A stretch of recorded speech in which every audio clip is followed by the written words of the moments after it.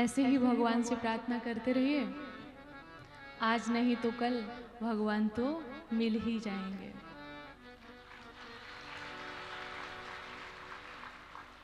और इस भजन में आपने बहुत आनंद लिया। मेरी कोशिश रहेगी कि आपके लिए मैं ऐसा लिखूं, कुछ आगे से मैं आऊंगी तो कुछ लिख कर लाऊंगी।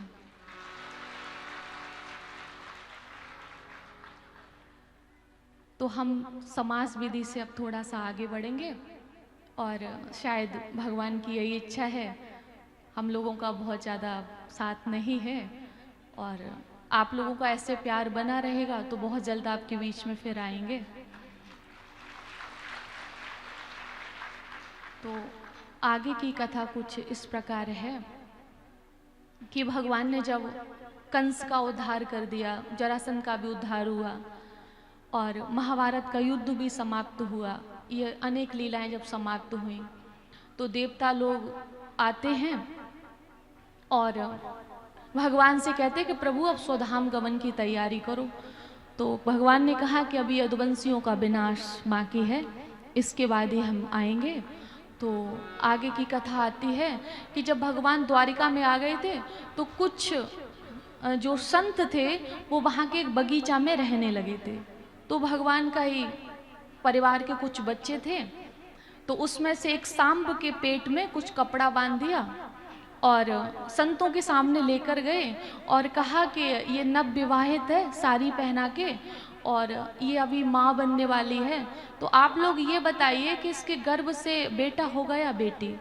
तो संतों ने मंत्र की दृष्टि से देखा कि ये हमारा मजाक बना रहे हैं, हमको आजमाने की कोशिश कर रहे हैं।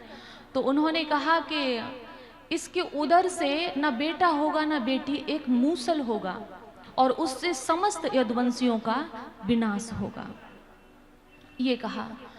तो और उसी समय जब कपड़ा हटा के देखा तो मूसल ही निकला।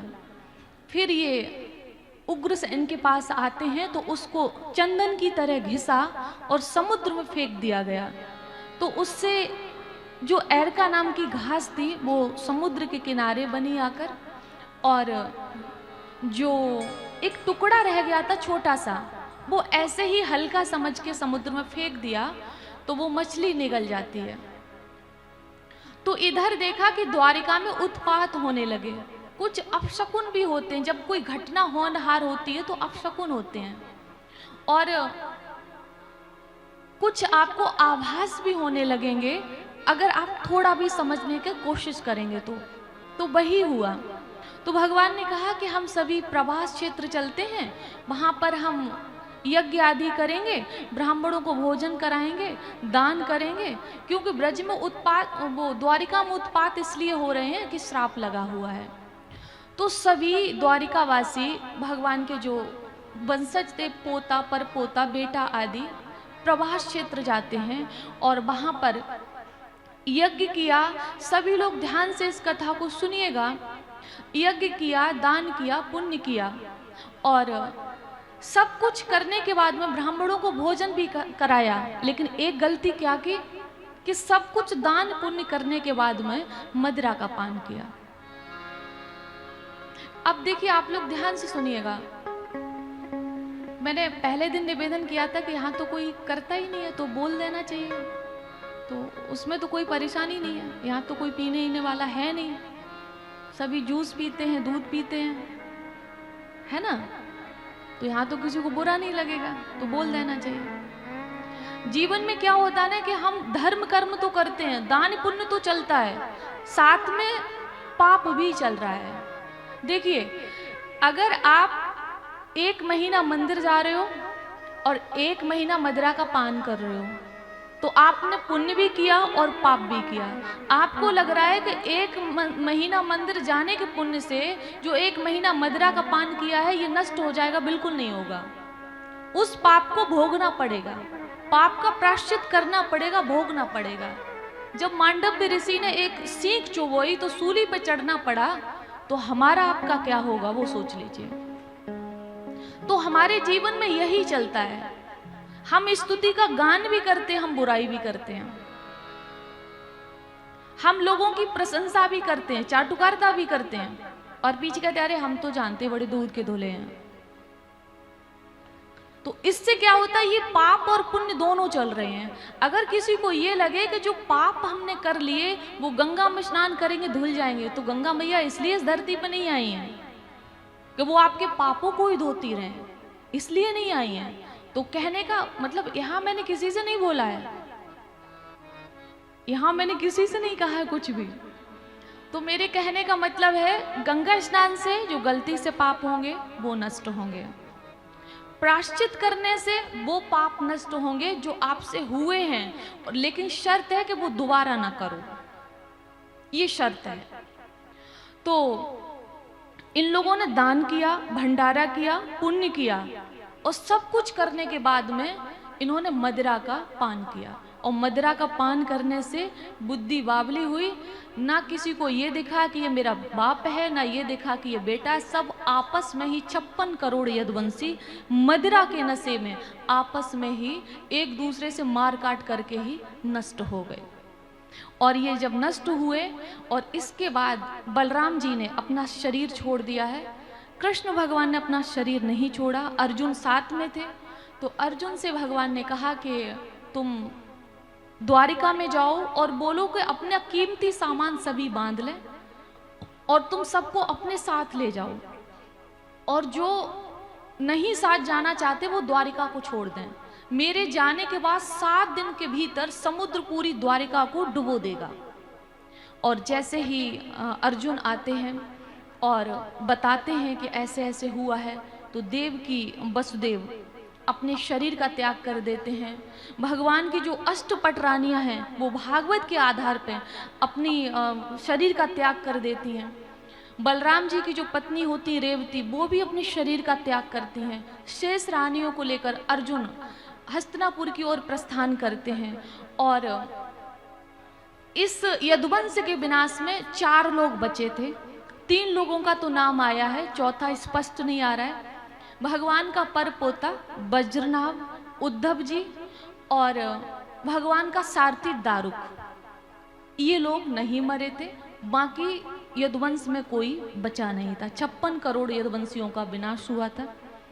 और इसके बाद में भगवान एक पीपल के वृक्ष के नीचे बैठ जाते हैं, पैर के ऊपर पैर रखकर। बहेलिया आता है, भगवान के तलवे में बाण मार देता है। उसको लगा कि कोई शिकार है तो शिकार कर लेते हैं। और जब पास आता है तो भगवान को पहचाना, चरणों में क्षमा मांगी। तो भगवान ने कहा कि जो विमान हमने अपने लिए मंगाया था, इस विमान पर तुम्हें बैठा के अपने धाम पहुंचाएंगे, क्योंकि ये तुमने अपनी मर्जी से नहीं हमारी मर्जी से किया है। ऐसा मानते हैं कि ये वही बहेलिया था जो राम जी ने छुप के मारा था ना बाली को, तो ये वही बहेलिया था, इसने छुप के मारा कृष्ण भगवान के पैरों में बाण। तो ऐसा कहते हैं कि बदला तो भगवान को भी देना पड़ता है। तो हम और आप तो मानव हैं।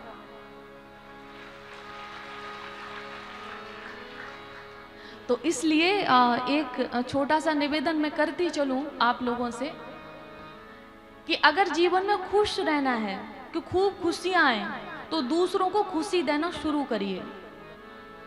और अगर किसी को खुशी नहीं दे सकते हो तो शांत बैठिए। और अगर किसी को दुख देने की आदत है, किसी को गम देने की आदत है, किसी को कष्ट देने की आदत है, तो किसी को इतना सताइए जितना बाद में सह सको, क्योंकि बदला तो जब भगवान को देना पड़ा तो हम और आप तो किस गिनती में। अगर किसी को रुलाया है तो रोना पड़ेगा, अगर किसी को सताया है तो आपको भी कोई ना कोई सताएगा।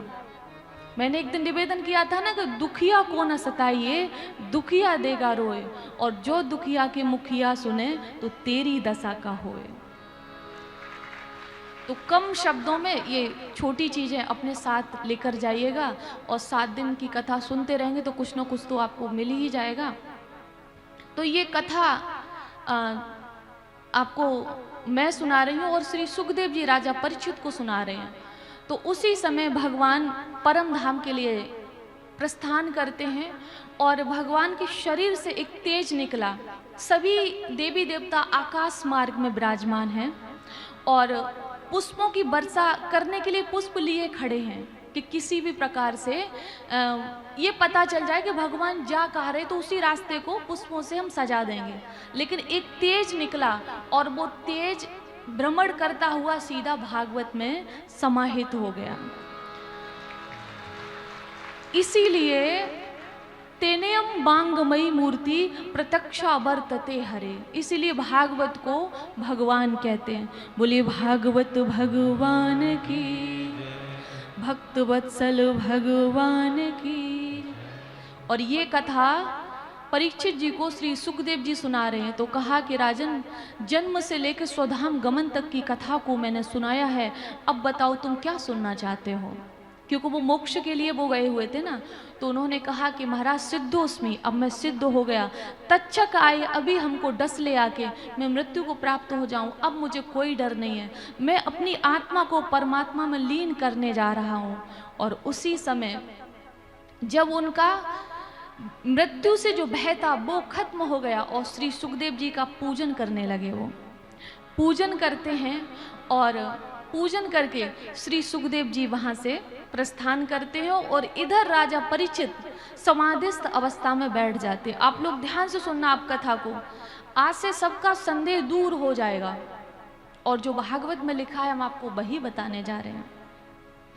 जब इन्होंने अपनी आत्मा को परमात्मा में लीन कर दिया, शरीर बचा है, आत्मा परमात्मा में लीन हो चुकी है, उसी समय क्या हुआ कि तक्षक सर्प आया और इनको डसा, इनका शरीर वहां पर राख हो गया और वहां से भाग गया।